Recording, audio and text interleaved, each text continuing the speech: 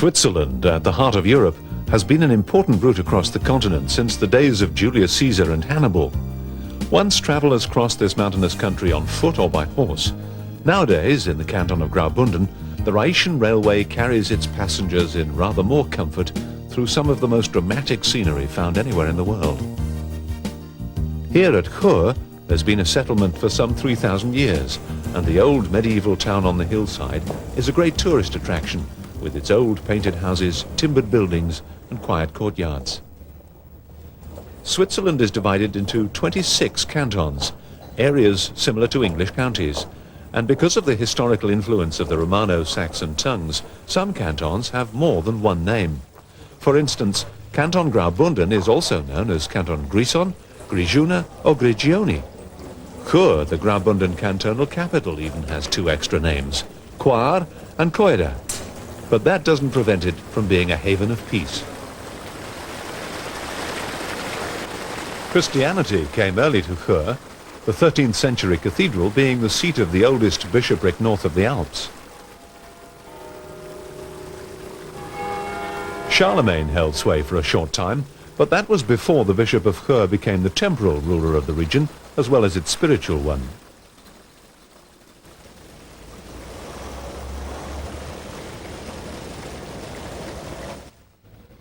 Today's governmental structure is regarded as one of the most democratic in the world, helping make Chur a modern, successful and prosperous commercial centre. The Rhaetian Railway also has its headquarters at Chur, and the station, at 584 metres above sea level in the lower part of the town, is the starting point of the Albula line. This railway was built by the canton to retain valuable transalpine trade and to contest the success of the rival Gotthard line through Lucerne. At Chur station, the standard gauge tracks of the Swiss national system changed to the meter gauge tracks of the Rhaetische Bahn, this narrower width making steep mountain ascent easier. When international travellers arrive here, they must change trains to continue their journey, few realising the significance of their transfer.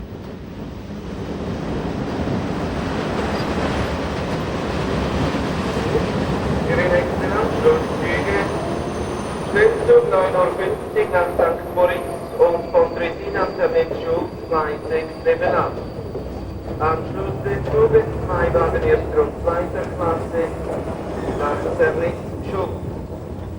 Nach Arosa 9:50 auf Zahnhofplatz, nach Ilach-Wiedersee 9:53. Originally, the trains were pulled by steam locomotives.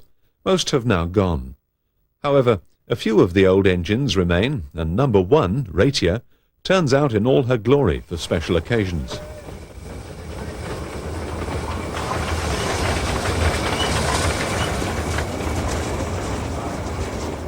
The old mallet locomotives are now only a memory, but two of the last series of engines, numbers 107 and 108, are still in fine form.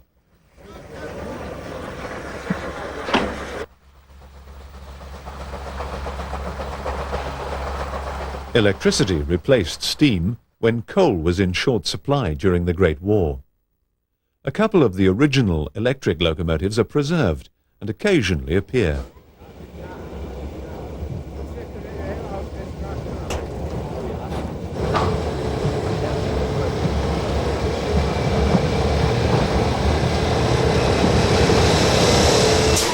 But most of the engines now operating on the Rhaetian system are the modern and powerful 6 and 700 series, which are named after local villages and towns.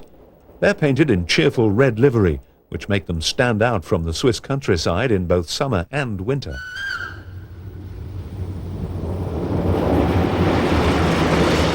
Five of the old electric locomotives from the 1920s are still in regular service. They're affectionately nicknamed baby crocodiles, due to the distinctive shape of their articulated noses.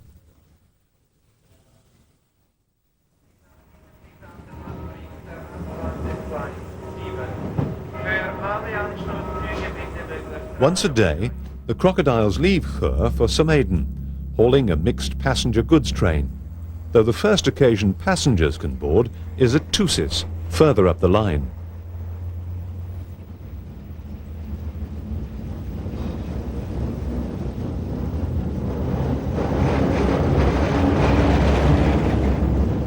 The journey from Chur begins with a swift, smooth run along the broad valley of the River Rhine, past the Kalander mountain, which gives its name to the local beer.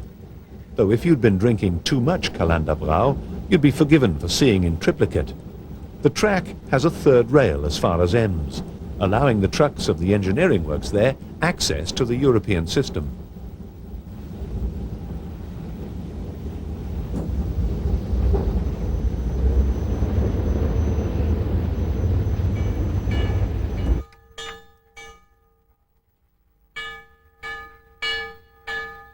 Travellers, even the tail-wagging variety, converge on Reichenau-Tamins to be taken to various destinations.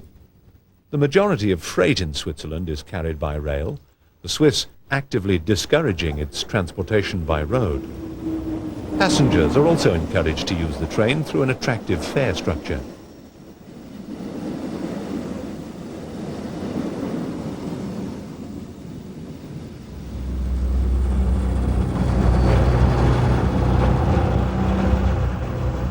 Timber is just one item of freight the crocodile will collect here for delivery further up the line.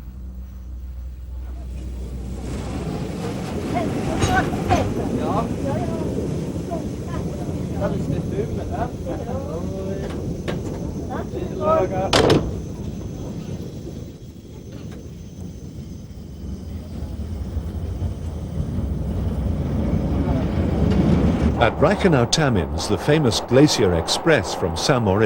meets up with a connection from Chur before crossing the River Rhine to continue its journey towards Disentis Muster and on to Zermatt.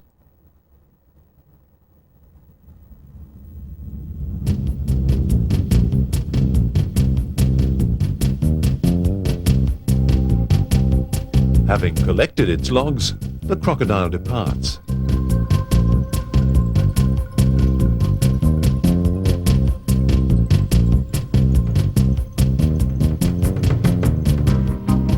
The Hinterrhein and the Vorderrhein meet at Reichenau, and the Croc passes almost immediately over the Hinterrhein Iron Bridge at that junction.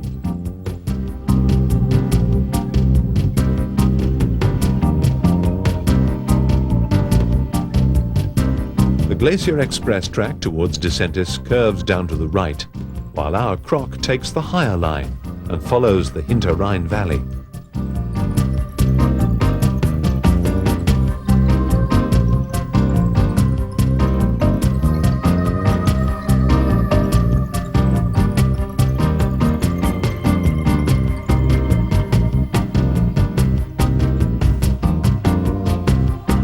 The flat plain allows the train to make good time.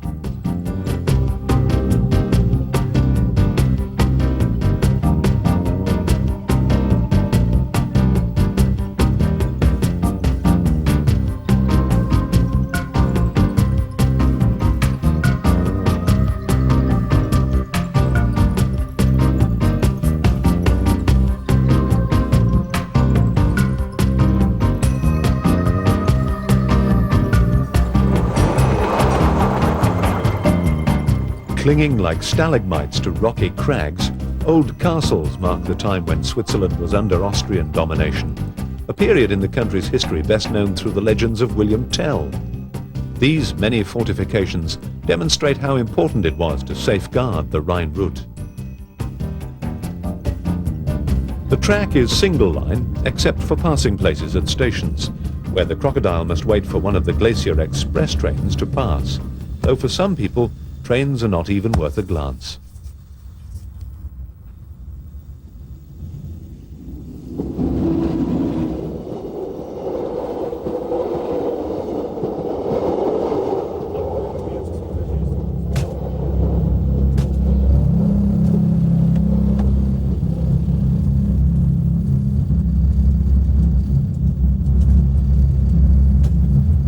On the move again. The line to Thusis was opened in July 1896, 2 years after building started. Until then, construction had been relatively simple, with the track passing over flat open plain and only the River Rhine to be bridged. However, beyond Thusis, the countryside becomes mountainous, and the builders had to choose between only two possible routes. The Via Mala, literally the bad way, is a narrow, high-sided gorge over 350 meters deep, which would have involved massive construction problems, while the alternative along the Sheen Ravine was little better. It took 2 years of debate and deliberation before the Sheen Ravine route was decided upon.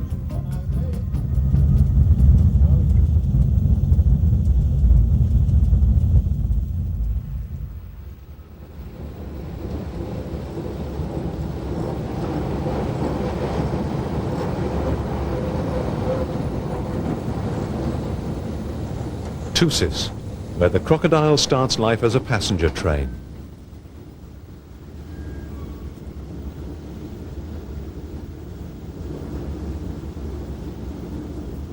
Single-track operation means that coordination of trains is vital, so we can't leave Thusis until sister crocodile 412 clears the track on arrival from Somaden. The crocs are numbered 411 to 415 and were built by Brown Bovary. The influence steam locomotives had on their construction can be seen in the traditional rod drive of the wheels.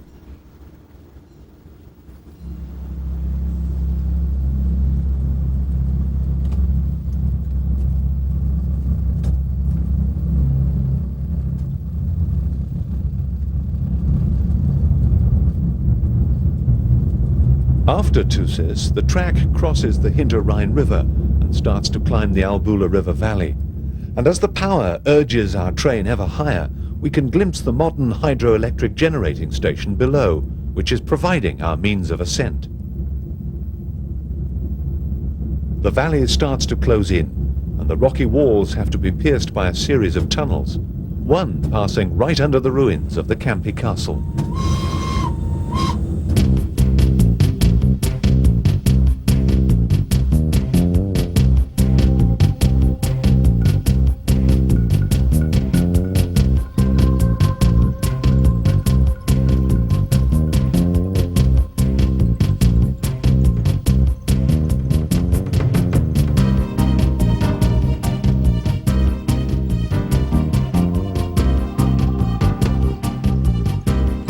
At Solis, a magnificent stone viaduct was built to cross the Albula River.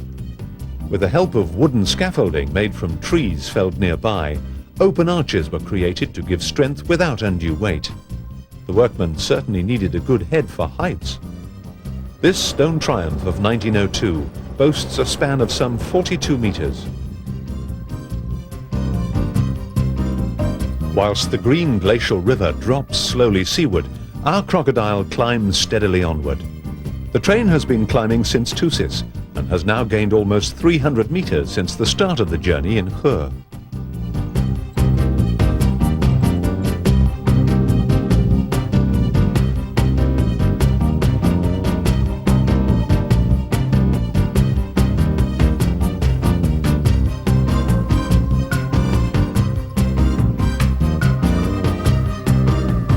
Rounding a wide curve, the train approaches the station at Tiefenkastel.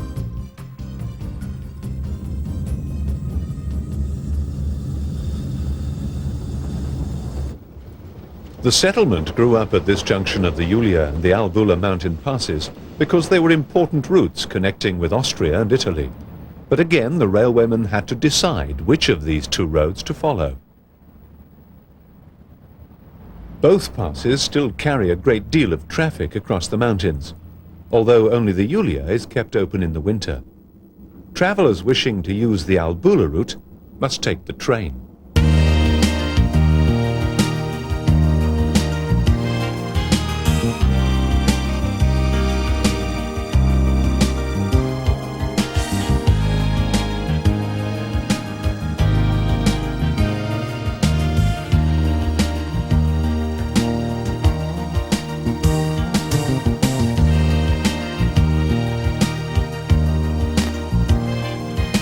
After leaving Tiefenkastel, the valley opens out to give a panoramic view with the formidable mountains of the Albula range in the distance. Here trains can get up some speed before tackling the steep gradients ahead.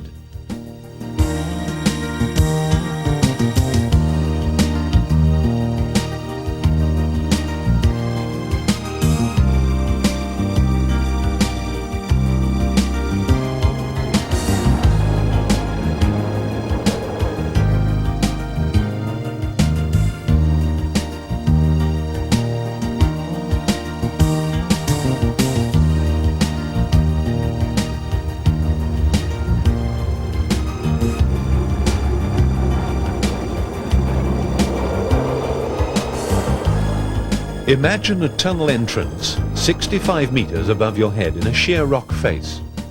How do you bring a train 141 meters over the valley floor on a radius of over 100 meters to meet that tunnel?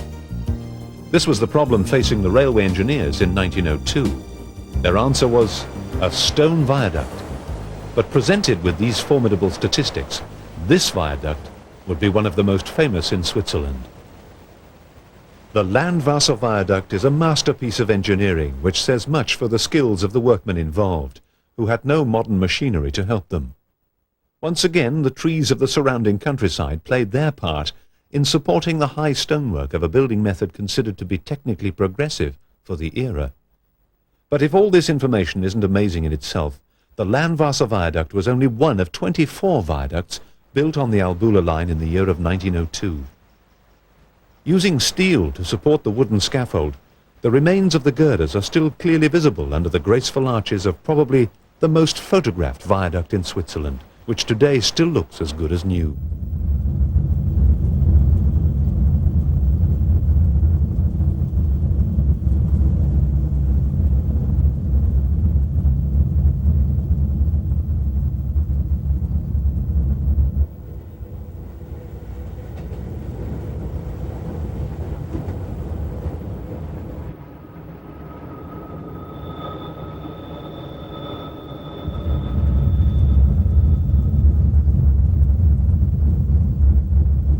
Our train has now reached Filet-sur, which is about halfway along its journey.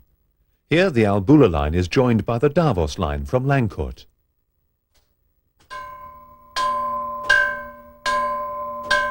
The old bells are still used to signal arrivals. Different chimes for each route, on this occasion heralding the incoming Davos train. This is a busy junction, and the signal board is constantly manned. Lying in the valley below the station, the pretty village of Filet-sur is proudly wearing its summer finery.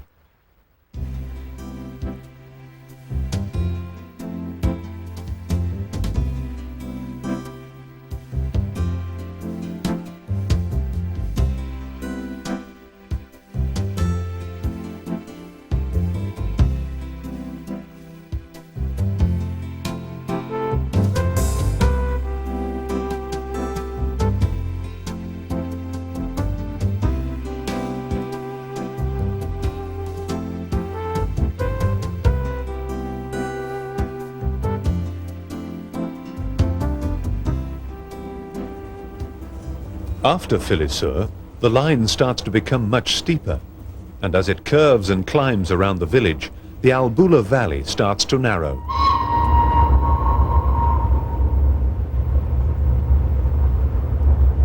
Greifenstein Castle, sitting on an outcrop of rock, and below it, burrowing into the mountain's very heart, 698 meters of darkness. A tunnel that shares that name.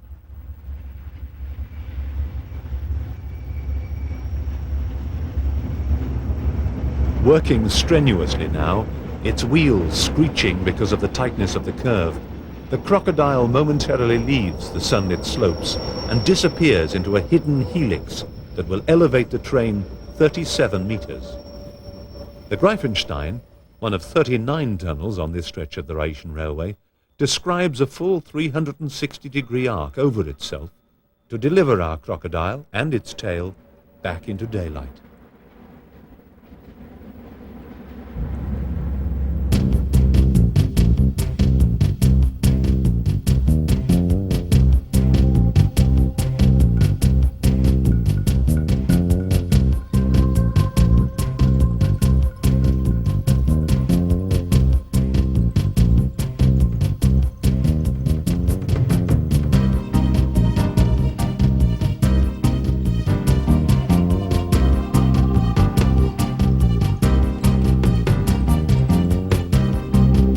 Along this stretch, the train must go through many tunnels and avalanche shelters, a reminder of the constantly moving mountains. Indeed, who could fail to be moved by such grandeur?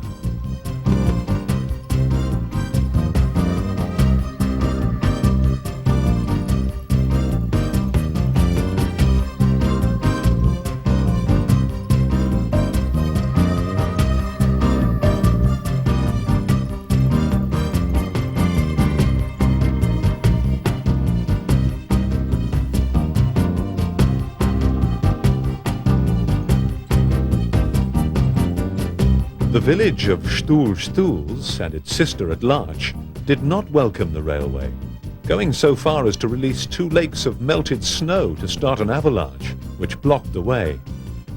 To avoid further hostile action, the contractors drove through solid rock in record time.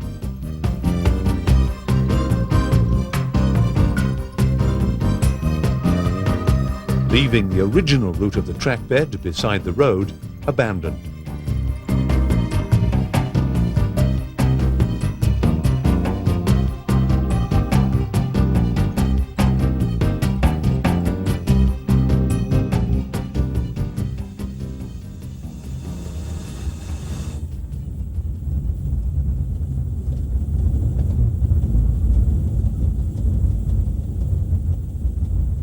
Train travel can be a tiring business, with little need of an excuse to stretch the weary legs. But when a festival is found en route, what would have been a modest limb-limbering exercise turns into a delight of fun and colourful exploration. We've reached Bergun, where the locals and visitors are celebrating the centenary of the railway company, though the village, with its famous Roman tower, has been established here for a lot longer than that. Fuel for the barbecue provides a feast of fuel for the inner man, and the smell of succulent, charcoal grilled sausages proves to be a pleasure which makes more than just mouths water. The station master is obviously having as much fun as everyone else, but nonetheless, this wouldn't be Switzerland if the timetable wasn't strictly adhered to.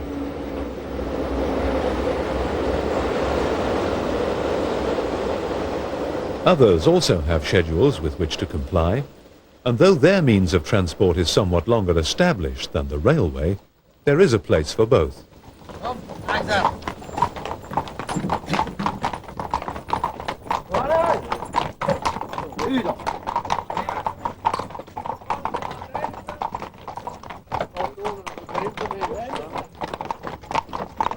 Always an important staging post, Bergun's trade increased when the trail was widened to a road in 1865. Down in the village, symbols on a wall hint at long-gone tolls. Standing proud of the village roofs is the Roman tower, once part of a wall which stretched across the valley as an effective defense against invasion. In 1323, a great fire razed the village. The tower was all that remained, and the villagers resolutely set about rebuilding. Today, remnants from various periods of Bergun's checkered history combine to create harmony and tranquility.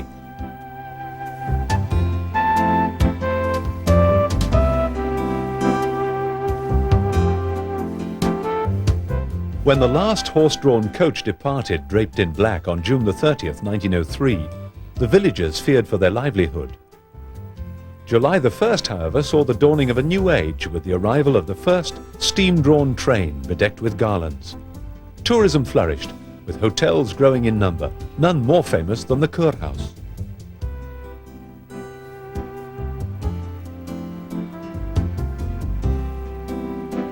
Good food and comfortable accommodation are traditions still proudly maintained, ensuring Bergun remains in the tourist brochures summer and winter.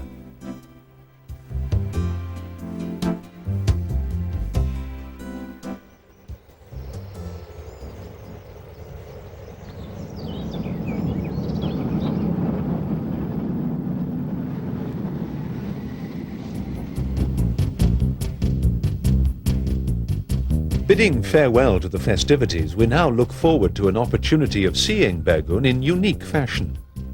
As we leave, the village lies on our right, but not for too long.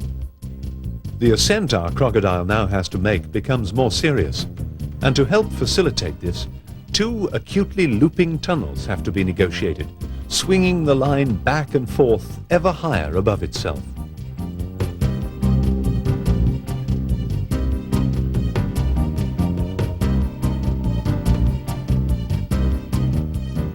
It's the emergence from these tunnels in different directions that provides the unexpected and splendid views of Bergun. But you have to know from which side of the train to look and when.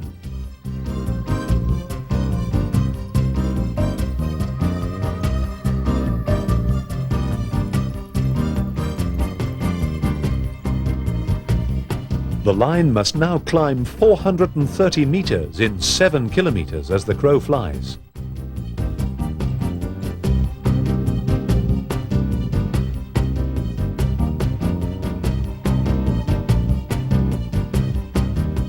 First, we pass over the Klix Viaduct.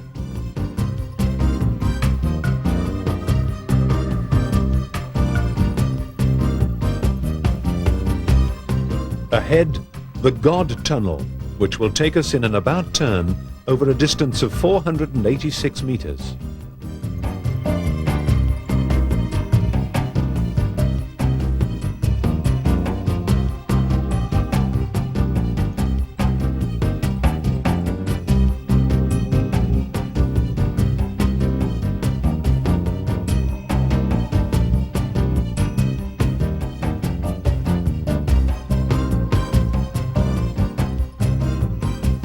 Now the sunlit village is nestling in the valley on our left. A brief departure into the Tours River Valley allows the train another almost circular sweep to enter the Platz Tunnel.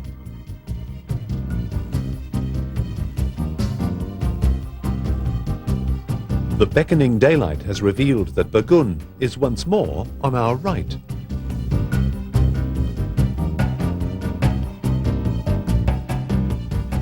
We climb onward.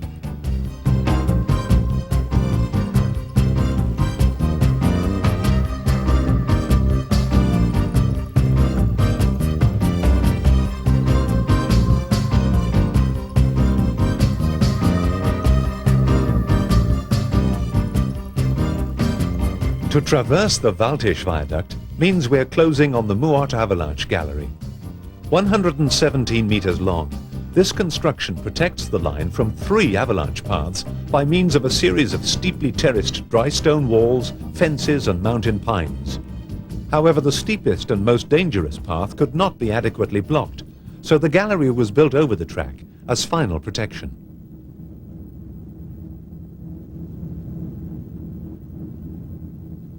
After Muort, the railway track goes on a spree, as it takes in no less than 3 spiral tunnels and 4 Albula River crossings. Early photographs show how the railway builders denuded the countryside of its timber for construction purposes. But the deforestation didn't last long. We can see from our journey today that re-established woodland and the railway live in harmony.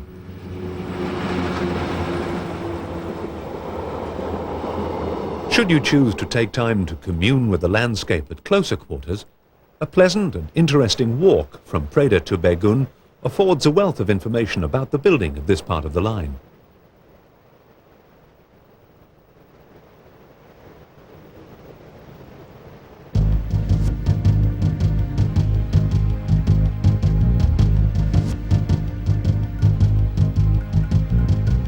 The permanent way now takes us alongside a transitional one. The Albula Pass Road is snowbound in winter and regularly used by the adventurous as a toboggan run. One of the winter duties of our croc is to return intrepid tobogganers and their vehicles to Preda.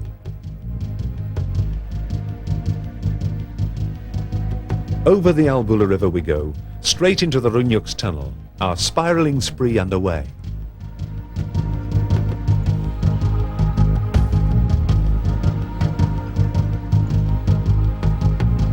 When it comes to spectacular views, it doesn't matter which side of the valley we're on. Wherever we look, the scenery is breathtaking. The view is pretty good too for resting railway enthusiasts waiting expectantly for a sighting. And here we come, rhythmically heading for our next Albula River crossing.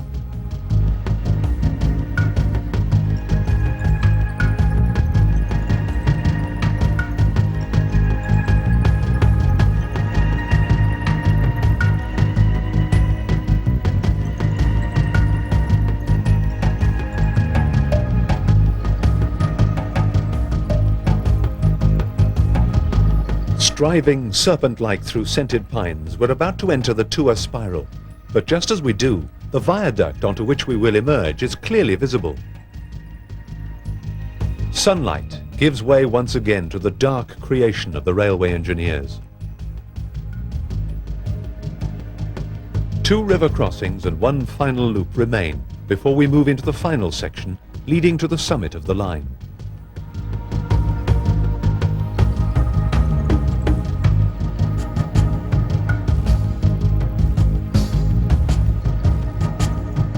The danger from avalanche is as great now as it was when the railway was first built, though the need for additional defence is rare. However, when a new fall threatens, major protection is undertaken, such as this gallery, built between 1983 and 85.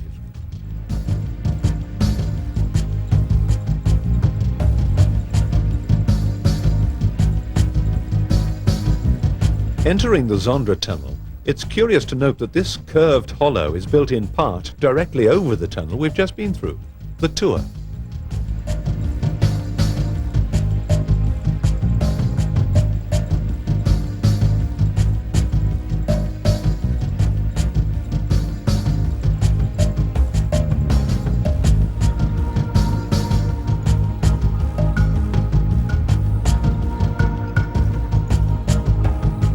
Cohabiting to Preda, road and rail kiss and touch, course and cross, pair and part and pursue each other like marital partners in an uneasy alliance. Chalets in traditional style, once farmers' homes for the summer grazing at Nats, mostly accommodate holidaymakers now.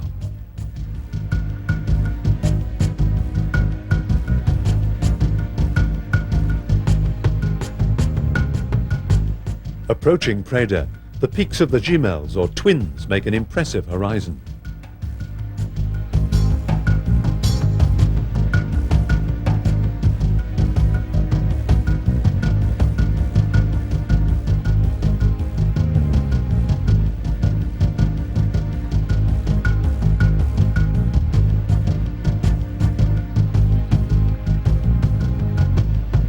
Once this area was a thriving boom town, reminiscent of the Klondike, with the same freewheeling attitude to law and order.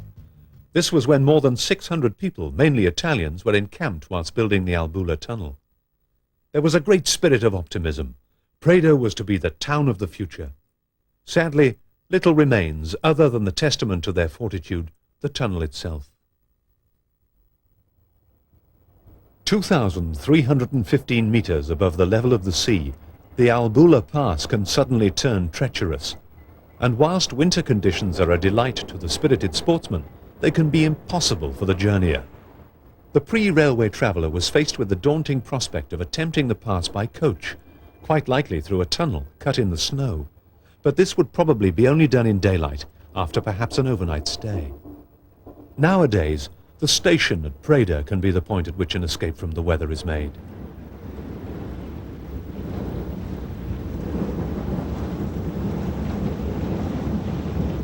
It may be an escape for only a matter of minutes, but that brief time will take us through 5,685 meters and 5 years of the arduous and often dangerous work achieved by those triumphant labourers. From either end they toiled towards each other, creating such an accurate union that the track runs in a dead straight line before delivering us into the rewarding weather at Spinas. The summit of the line, hidden in the Albula tunnel, is behind us, and for the first time our croc is applying its brakes in earnest. A dual braking system is commonly used on electric trains. In addition to the friction brakes, a regenerative electrical system is employed. Simply, this means that the motors used for driving become generators switched to impede the train's motion.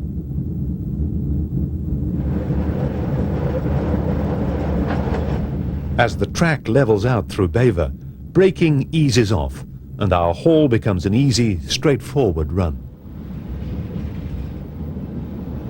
Beva's the junction of the Albula line and the Lower Engadine line, both railways sharing the track to Samoritz. Broad and beautiful, the Engadine Valley carries our croc to its journey's end. Crocodiles don't go beyond Samaden, so we'll disembark, and whilst awaiting our connection to Samoritz, reflect on the centenary celebrations taking place. Railwaymen conduct safety checks all over the world, but here at Klosters, It's no different, except that this is the Davos line, at this time source of jubilation for the Ratishebahn. Some 30 years before the Crocs were born, a Dutch entrepreneur, Willem Jan Hulsboer, keen to ease the passage of clientele from Lancourt to Davos and promote business, established the first rail link of what is now the Alpine Ratishebahn. In 1889, the first section to Kloosters was officially opened, and in October 1989, the celebrations culminated in two special commemorative journeys. One found Crocodile 415 hauling an assortment of period coaches via the Albula line from Philisseur to Kloosters to release its historically costumed customers into unexpectedly unseasonal snowfall.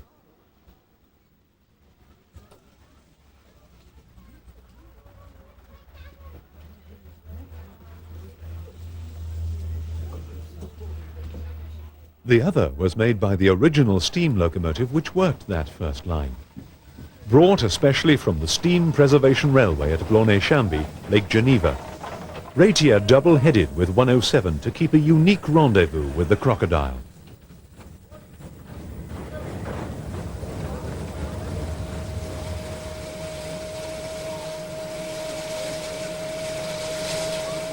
Before a grand old lady ventures forth, she must be groomed and dressed to look her best, and the staff at the Sir Maiden Sheds will make sure she operates at her peak for the festivities there.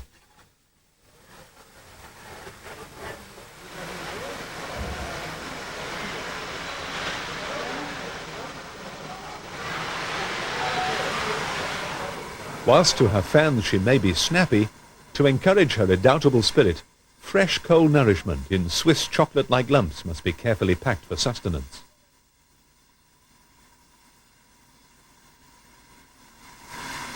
Our connection to Samoritz will be a little while, so we'll take the opportunity to participate in the Sir Maiden celebrations.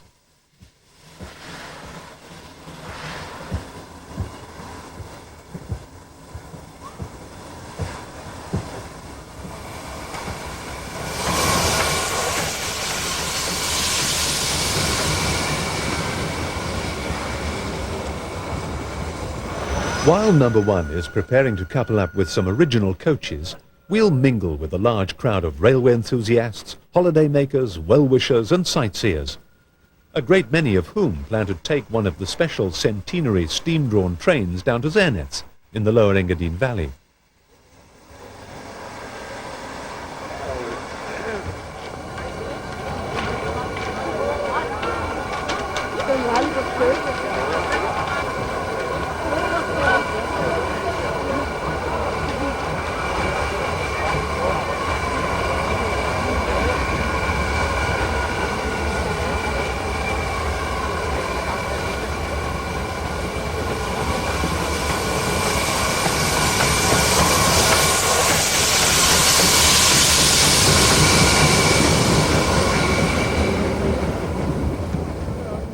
These memorable excursions are being hauled as well by the long-established numbers 107 and 108, who are proud to display their immaculate and distinguished strength of character before being prepared for their turn to take precedence.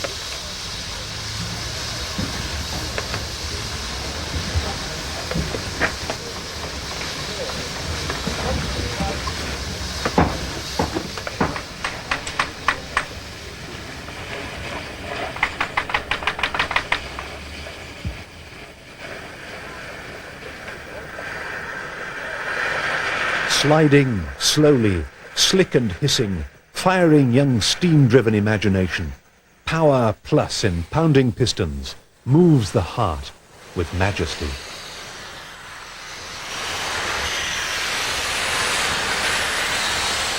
There's an engine driver inside many a poet.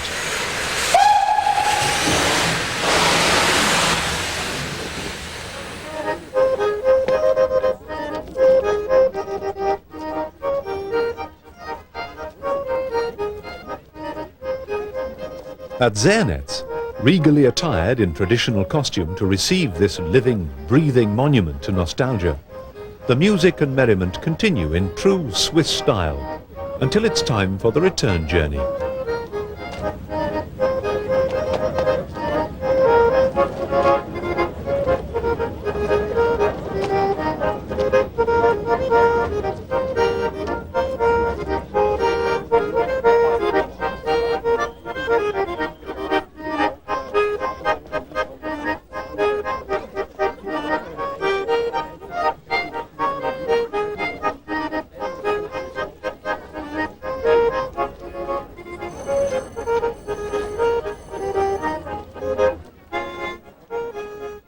The trip back to Maiden is uphill, a gradient upon which it would be unfair to tax a lone elderly lady.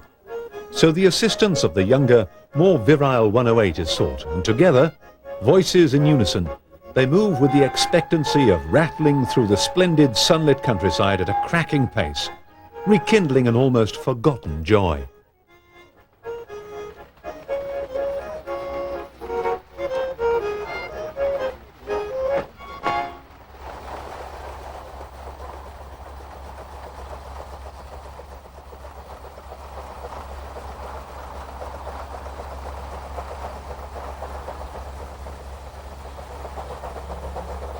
A good place to get a closer look at this living history is where road and rail meet, and to preserve the encounter with cameras raised, shutters clicking.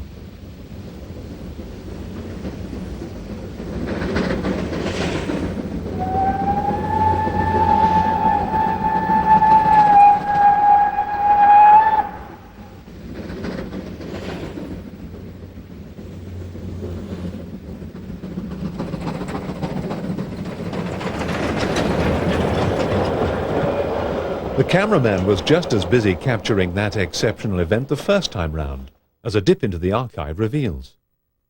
This is Maiden in 1903, with the crowds welcoming the arrival of the first steam locomotive, a mallet, to the opening ceremony of the station. Duties from Zenitz done, Ratier clears the track to allow her fellow engine freedom from the rolling stock and a bed for the night. But the conviviality doesn't stop here. The Maiden sheds provide a perfect protection at the end of an exhausting day, and also an opportunity for a keen photographer to catch another angle. After all, catching that special shot is what it's all about.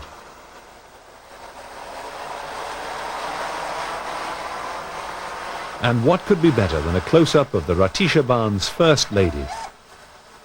But photo opportunities are not everlasting, and whilst Ratier makes for overnight cover, it's interesting to note that the legend is borne by locomotive 701, in tribute to her steadfast ancestor.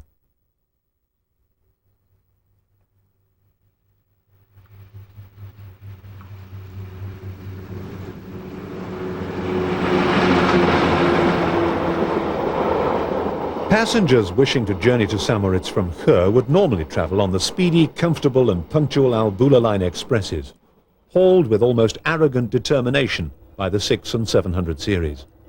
It would usually be unnecessary to change at St. Maiden, but that would mean missing the enjoyable idiosyncrasies of the incomparable crocodile. At last our wait is over, and having seen most of that which the St. Maiden festivities have to offer, we can embark, contented with our visit and in pleasant anticipation of a restive journey to our destination.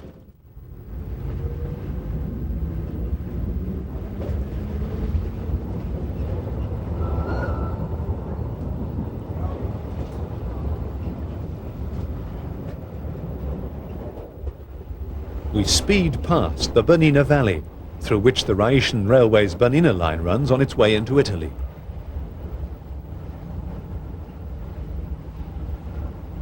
With just 5 kilometers dividing St. Maiden from St. Moritz, the autumn-colored Engadine Valley hastens past our window.